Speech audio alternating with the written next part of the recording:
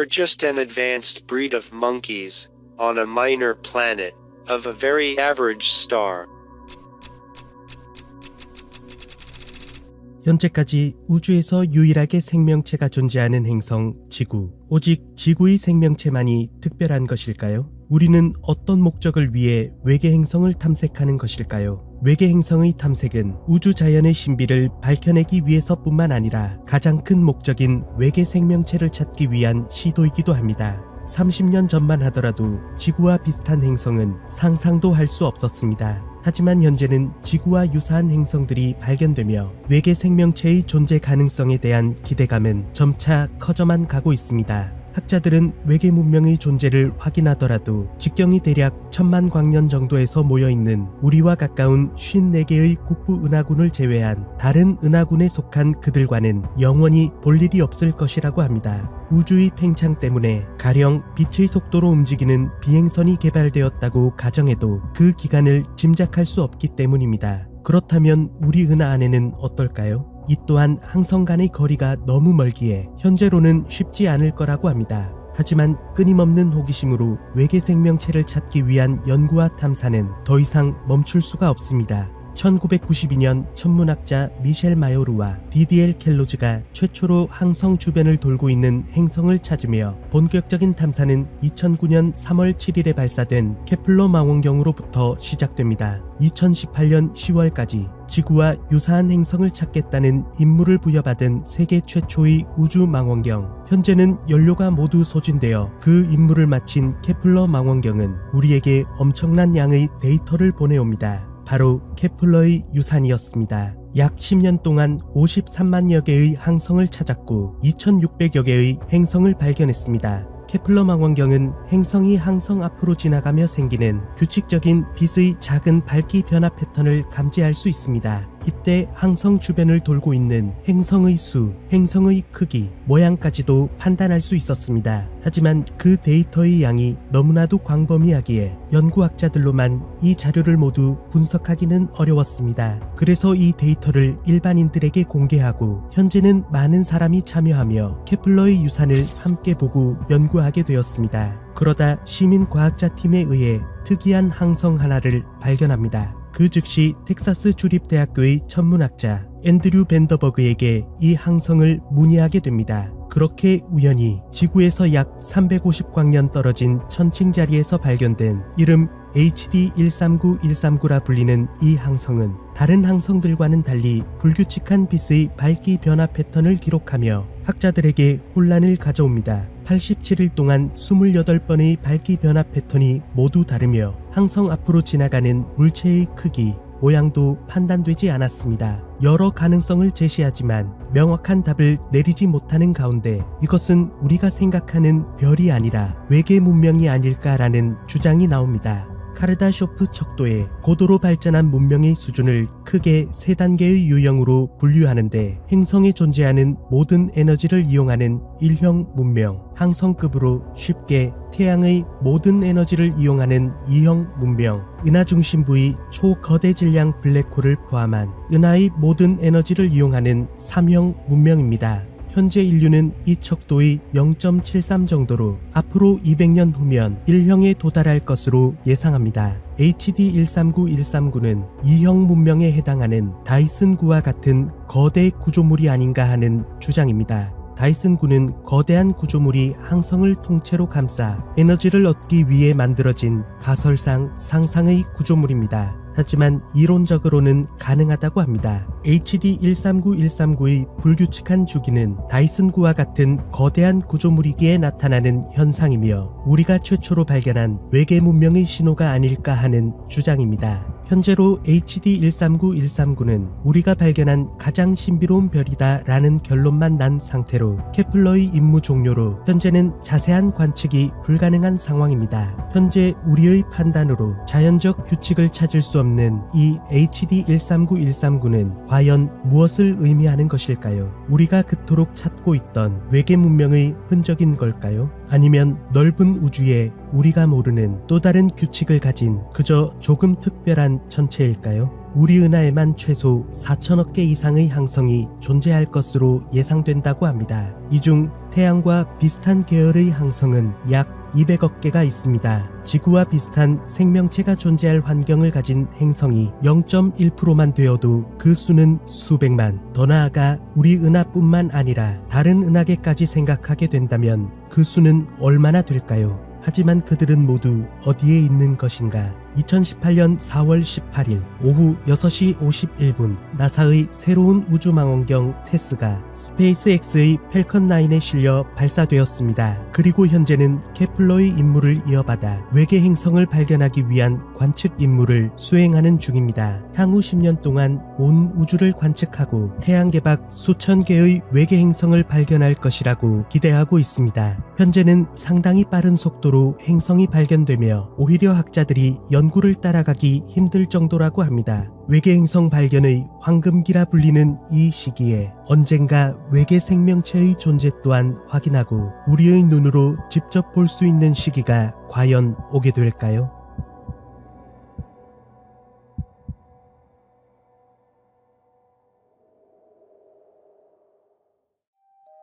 인류가 우주로 눈을 돌린 이래로 외계 문명 혹은 외계 생명체를 찾기 위한 노력은 현재도 계속 이어지고 있습니다. 1896년 니콜라 테슬라가 외우주의 전파를 수신해 분석하면 외계 문명의 존재를 찾을 수 있을 것이라 제안했지만 기술적인 문제로 제대로 된 실험을 진행하지 못했습니다. 그러던 1960년이 되어 전파망원경으로 외계 문명의 메시지를 찾는 세티의 전신인 오즈마 프로젝트를 시작으로 외계에서 보냈을지 모를 전파를 탐색하고 흔적을 찾기 위해 노력하고 있습니다. 하지만 여전히 우주는 침묵하고 있습니다. 학자들의 노력에도 지난 60여 년의 시간 동안 이 넓은 우주의 유일한 생명체는 지구뿐 작은 원시 생명체 하나 발견하지 못하고 있었습니다. 세티의 창립자이자 미국의 천문학자 프랭크 드레이크는 우주에 인간과 교신할 수 있는 지적 생명체의 존재 가능성을 예측해보기 위해 하나의 방정식을 만듭니다. 드레이크 방정식이라 불리는 계산식은 각 항목의 확률을 곱해 우리 은하에서 교신이 가능한 문명의 수를 구하는 것입니다. 차례대로 n은 우리가 알고 싶은 우리 은하 내에 존재하는 인간과 교신할 수 있는 문명의 수를 나타냅니다. 알스타는 우리 은하에서 태양과 비슷한 별이 태어날 비율, FP는 그 항성이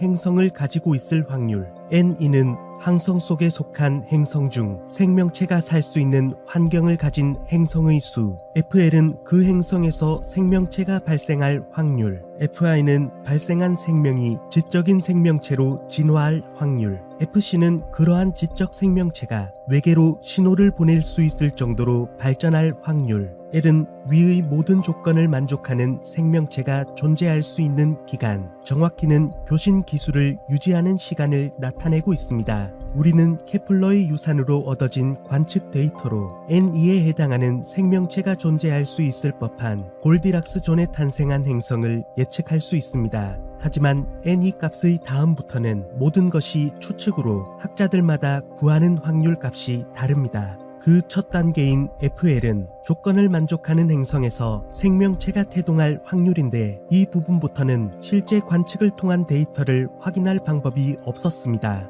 그런데 우리 지구와 가까운 곳 골디락스 존에 존재하는 화성, 처음 생명체가 있을 것으로 기대하고 탐사선을 보냈지만 지금까지의 화성 탐사에는 황량한 사막만이 펼쳐져 있는 것처럼 보였습니다. 현지 시각인 2024년 7월 12일 캘리포니아 대학 연구진은 놀라운 발표를 합니다.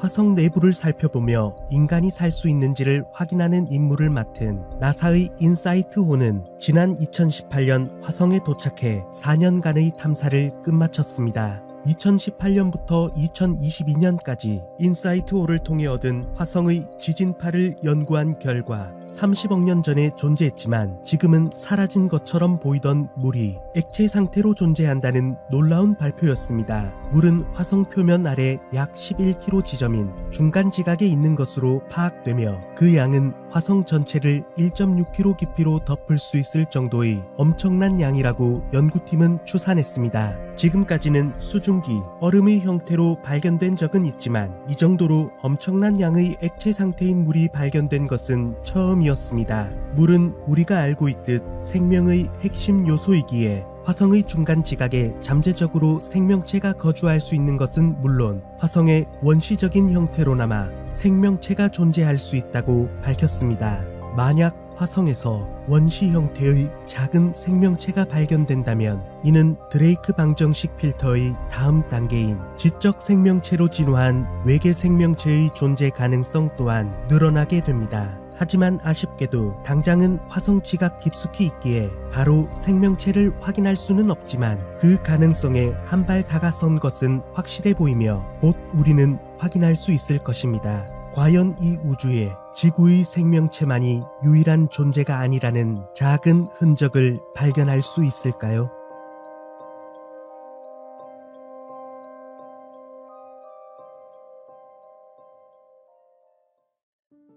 그들은 모두 어디 있는가?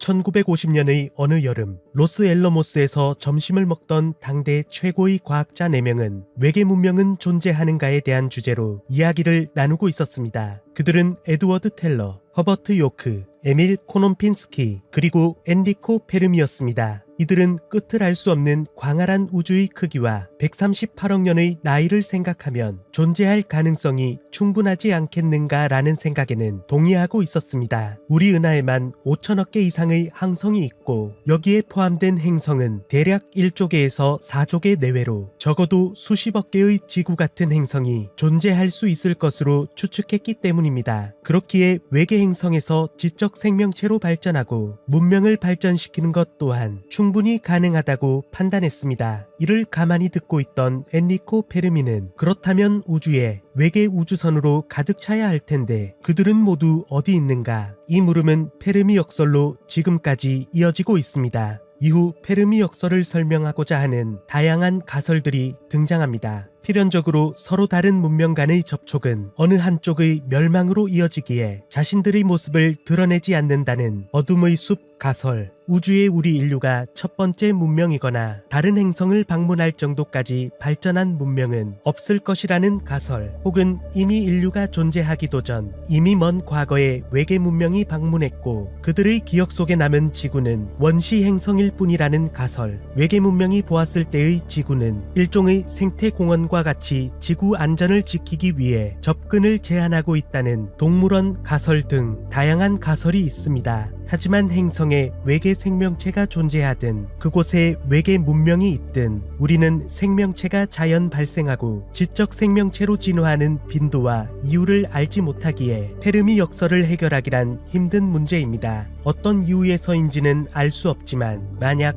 A라는 행성에서 어떻게든 생명체가 자연 발생했다면 그 다음 문제인 문명을 이룰 수 있는 지능을 가진 고등 생명체까지는 진화를 위해 필연적으로 이어지는 끝없는 필터를 통과해야 살아남을 수 있으며 언젠가 끝을 알 수 없는 무한한 공간 우주, 그 공간에서 작게 빛나는 우리의 은하수 은하, 이곳 나선의 팔 한 부분에 위치한 작은 태양계 속 지구라는 행성, 이 우주에 오직 우리 인류만이 지구에서 문명을 이루며 살아가고 있는 것일까요? 지구 밖 외계 문명을 찾기 위한 시도와 실험은 계속해서 진행 중이지만 확실한 흔적조차 찾지 못한 상태입니다. 외계인의 UFO로 의심된다고 주장하는 영상, 과거 외계인들의 도움을 받았다는 건축물들의 음모론, 그리고 오파츠들이 떠돌며 외계 생명체의 흔적을 쫓아 증명하려 해왔지만 하지만 언제나 그 끝은 불확실한 흔적 또는 대부분이 조작된 흔적들로 항상 그 존재를 명확히 밝힐 수 없었습니다. 어떤 이들은 외계 문명의 존재 자체를 부정하고 또는 아직 우리의 과학기술로 발견하지 못하고 있을 뿐, 혹은 오래전 외계의 문명이 지구를 찾아왔지만 그 의미를 찾지 못해 우리는 그저 잊힌 존재일 뿐이라는 이야기 등 어느 쪽도 외계 생명체, 외계 문명의 존재는 알 수 없는 호기심으로 남은 미지의 영역입니다. 과학기술이 발전하며 지구 밖 생명체의 흔적을 찾고 있지만 그 증거는 언제쯤에야 발견할 수 있을까요? 혹시 외계 문명의 신호를 이미 우리는 찾았지만 그 의미를 모르고 있는 건 아닐까요? 1977년 8월 20일, 같은 해 9월 5일 각각 보이저 2호와 1호가 발사되었습니다. 목성, 토성, 천왕성, 해왕성을 관측한 뒤 그 임무를 다해 이제는 태양계를 이탈해 보이저 1호는 태양에서 약 237억 4천만 킬로미터, 보이저 2호는 약 197억 9천만 킬로 떨어진 상태로 보이저 1호는 프록시마 센타우리 방향으로, 보이저 2호는 안드로메다 자리 방향으로 각각 길고 외로운 항해를 시작했습니다. 천문학자 칼 세이건의 아이디어로 보이저 1호와 2호에는 어딘가에 있을지 모를 외계 생명체들에게 인류의 존재를 알리기 위한 지구의 각종 정보와 메시지를 담은 LP 디스크 골든 레코드를 실어 함께 보냈습니다. 이 골든 레코드에는 인간의 기본적인 정보와 지구의 위치, 그리고 수메르어, 고대 그리스어, 한국어 등을 포함한 55개 국어로 녹음된 인사말들도 수록되어 있습니다. 하지만 보이저호가 발사되기 전부터 우리는 알게 모르게 작게는 일상에서 사용하는 라디오와 같은 전파기기를 통해 혹은 연구 목적으로 전파 신호를 계속해서 지구 밖 외계로 방출하며 우리의 존재를 알리고 있습니다. 그리고 우리 또한 놀랍게도 외계 문명의 신호로 의심되는 그 흔적을 포착한 경우가 있습니다. 1977년 8월 15일 보이저 2호가 발사되기 5일 전 세티 프로젝트의 제리 이만 교수가 오하이오 주립대학교의 빅이어 전파망원경에 수신된 전파 신호의 기록을 프린트해 분석하던 중 놀라운 신호를 발견하고 너무 놀란 나머지 종이에 와우라고 적으며 이후 와우 시그널로 불리게 되는 사건이 발생합니다. 이 신호의 논란 이유는 우주에서 나오는 일반적인 우주 배경 복사 신호에 비해 30배나 강력하고 의도된 듯한 단일 신호로 과학자들의 분석 결과 1420.4556MHz의 주파수를 가지고 있었습니다. 이는 수소 원소에 의해 생성되는 주파수인 1420.4057MHz와 거의 일치한 주파수로 수소는 우주에서 가장 흔한 원소이고 강한 신호의 대역폭을 가지고 있어 혹시나 외계 문명에서 신호를 보낼 때 이용할 수 있는 주파수라 추측하고 있었습니다. 당시 신호의 정확한 위치는 알 수 없었지만 공수자리 방향에서 72초간 수신되었고 이후엔 반복되어 오진 않았습니다. 일회성 주파수로 외계 문명에서 발생한 신호가 아닌 혜성이 지나며 자연적으로 발생한 신호의 가능성을 제기하기도 하였습니다. 하지만 우리 인류도 보이저 탐사선과 M13 구상성단을 향해 일회성 메시지를 보낸 경우가 있고 2024년 우리 은하 중심을 향해 새로운 메시지를 보낼 계획을 하고 있습니다. 외계의 지적 생명체 또한 일회성 신호를 보낼 가능성이 있기에 이 신호를 두고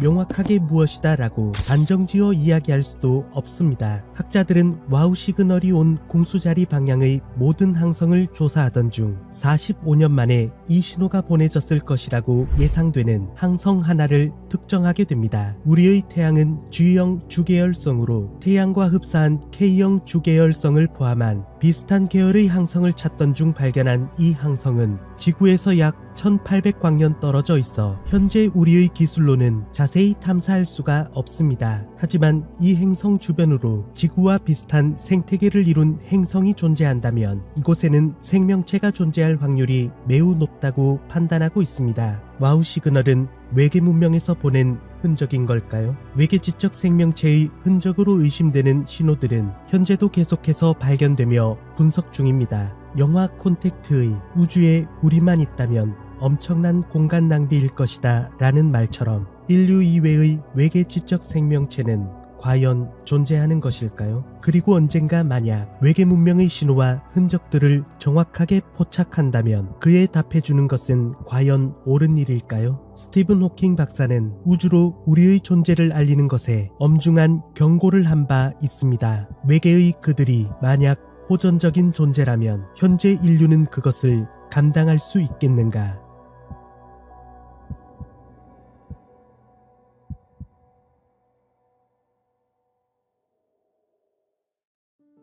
냉전 시대 미국과 소련의 소리 없는 전쟁 속 1957년 10월 4일 소련은 지구 저궤도로 최초의 인공위성 스푸트니크 1호 발사에 성공합니다. 장거리 미사일과 같은 무기 체계와 과학 기술은 당연히 자신들이 앞서고 있다 생각한 미국은 스푸트니크 쇼크라는 말이 생길 정도의 큰 충격을 받게 됩니다. 러시아어로 여행의 동반자란 뜻의 스푸트니크 1호 발사 성공으로 미국과 소련의 군비 경쟁, 우주 경쟁은 본격화됩니다. 당시 미국의 대통령 아이젠하워의 명령으로 1958년 7월 29일 대통령 직속 기관인 미 항공우주국 나사를 설립해 우주 경쟁에 박차를 가합니다. 하지만 1961년 4월 12일 유리 가가린이 탑승한 세계 최초의 유인 우주선 계획인 보스토크 1호까지 성공하며 미국은 또 한 번 체면을 구기게 됩니다. 이후 미국의 존 F 케네디 대통령은 1970년이 되기 이전 인간을 달로 보내겠다 공언하며 그 뒤 머큐리 프로젝트, 제미니